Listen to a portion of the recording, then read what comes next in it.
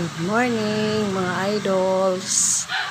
Hapon po, mga 12 noon, lumalabas po si nanay sa kalsada.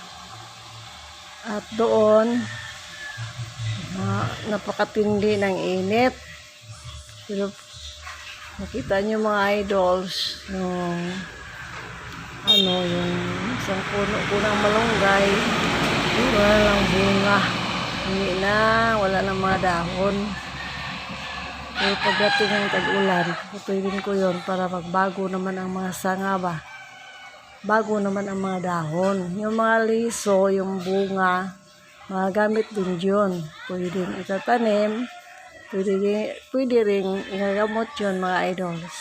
Yung bunga ng malunggay. Yan yung mga idols sa highway. Napakainit. Init talaga. Ito ang aking dalawang puno ng malunggay. Hindi po namamatay kasi po palaging dinidiligan ng aking anak gamit ang hose.